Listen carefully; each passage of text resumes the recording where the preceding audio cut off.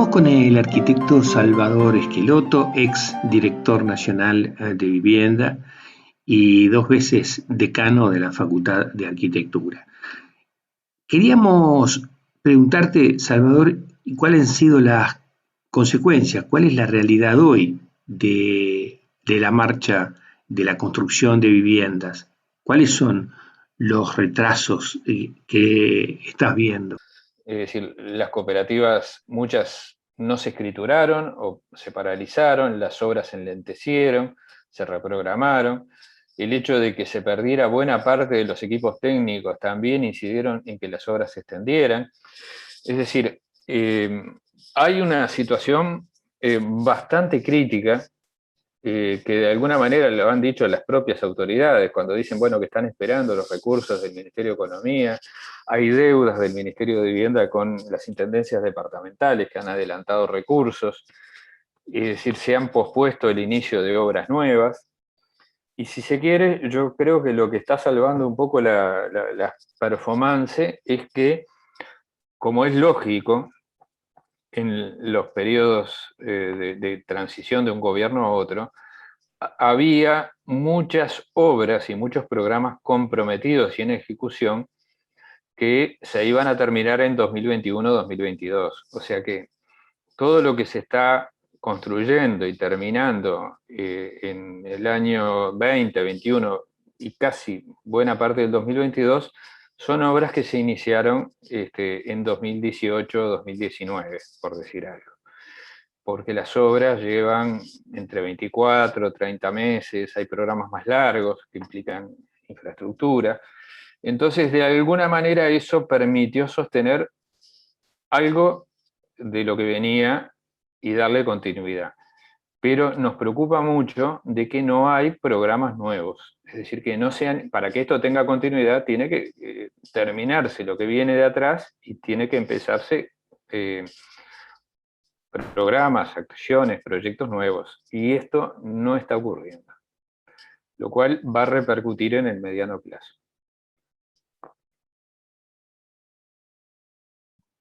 ¿Cuál es el panorama que vos decías contradictorio? ¿En qué lo marcás la contradicción? Y te diría que desde el punto de vista teórico, no hay un cuestionamiento a la política de vivienda de los últimos 15 años, más bien hay una continuidad con algunos cambios, ¿no? Pero desde el punto de vista práctico se da esta virtual paralización de la política, ¿no? Con algunas situaciones que son bastante paradojales. Por ejemplo, yo te hablaba de MEVIR, que es una institución paraestatal que ha tenido una mejora notoria en los últimos 15 años, porque se modernizó, se tecnificó, tuvo un desarrollo en el interior ejemplar, básicamente en localidades menores a 5.000 habitantes y también en el medio rural disperso. Y MEVIR venía con un nivel de ejecución sostenido por recursos del Fondo Nacional de Viviendas de unas 6.000 unidades nuevas por quinquenio. Ya este plan, por ejemplo, de quinquenal, baja esa meta a unas 4.000. O sea que hay una reducción no del 15%, casi del 30 y pico por ciento. Pero esa reducción de la ejecución, que implica que hay menos recursos que van desde el presupuesto nacional dirigidos a MEVIR para que haga sus programas, también ha implicado que no se inicien proyectos nuevos en algunos departamentos que son estratégicos del norte del país, como son Artigas, como son Salto, como es Paysandú, como es Tacuarembó, ¿no? O sea que realmente una dinámica que venía muy bien, porque era una dinámica que obviamente hay que sostenerla con la inyección de recursos, prácticamente en algunas regiones del país se detuvo y aparte proyecta contraerse. Y esto determinó, por ejemplo, que no se renovaran contratos de muchos técnicos y que incluso ahora, la semana pasada, por ejemplo, el sindicato, el gremio de trabajadores de MEVIR denunciara algunos despidos que están fundamentados en una supuesta reestructura, pero que implica también reducción de la plantilla docente, técnica y de el pase a seguro de paro de trabajadores, ¿no? O sea que obviamente hay una reducción de la inversión. Te puse un ejemplo, pero podríamos hablar del programa Mejoramiento de Barrios, del programa de realojos. Sí, contame de eso, que hemos Sí, asistido a varios de esto en el último, los claro, últimos años. sí. ¿Cómo va eso ahora?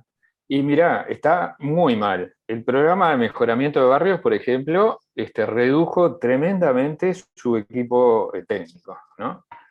Y se perdieron recursos muy valiosos. Pero además de eso, se pidió, porque es un programa que trabaja con las intendencias departamentales, se pidió que las intendencias reprogramaran sus obras para ejecutar menos recursos y hacerlas en más tiempo, lo cual es un problema muy grande.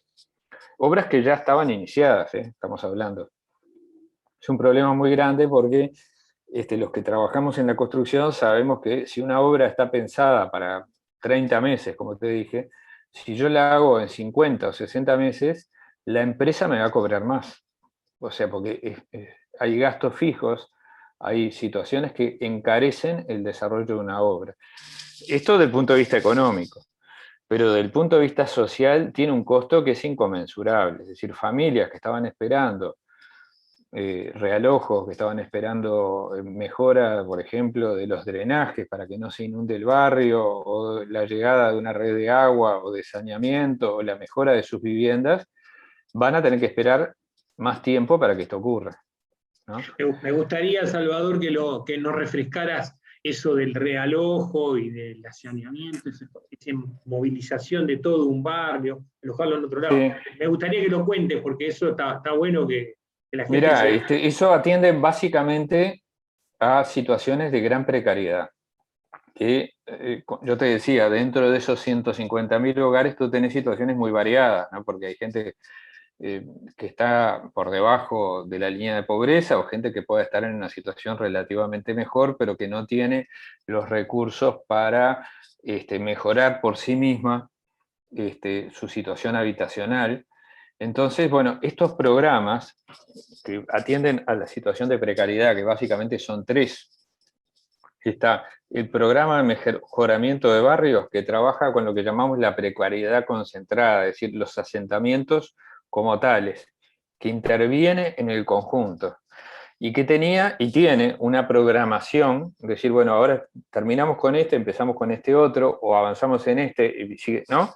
Estaba bastante estudiada la secuencia de esas intervenciones y que tiene como distintas partes, es decir, interviene en lo que es externo a la vivienda, con infraestructura, con calles, en muchos casos no existían, o si existían eran muy precarias, con sendas peatonales, con pequeños espacios públicos, con la llegada de la red de agua, de saneamiento y de energía eléctrica, y también interviene en las viviendas con mejora de vivienda, con mejora de las instalaciones eléctricas, con una serie de complementaciones, y en casos excepcionales con realojos, ¿no?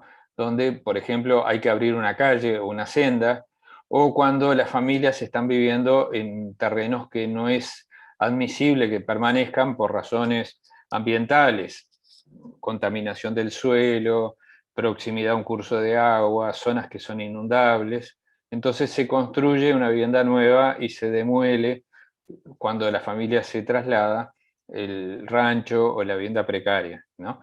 Entonces, bueno, ahí hay una intervención integral que en algunos casos implicaba no solamente el plan de mejoramiento de barrios, sino también que aparecía el Plan Nacional de Relocalizaciones, que es una creación del Frente Amplio, que es un sistema por el cual se atiende justamente la reubicación, porque el plan de mejoramiento de barrios permite que las familias queden en el lugar donde están en la medida que los terrenos son aceptables. En cambio, cuando los terrenos no son aceptables, hay que hacer una operación de gran costo y bastante, digamos, radical, que es el traslado hacia otros lugares.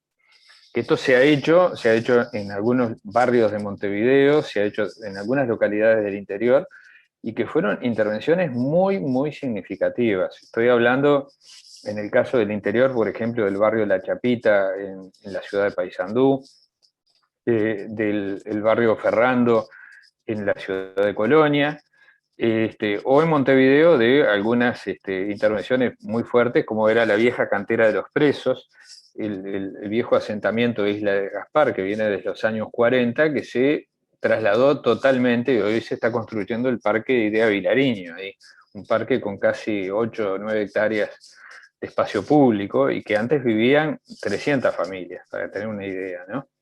Salvador, Entonces, pero esa bueno, gente, una vez, sí, que una vez que está pronto el parque o el saneamiento, sí. vuelven esas familias a los lugares donde estaban antes.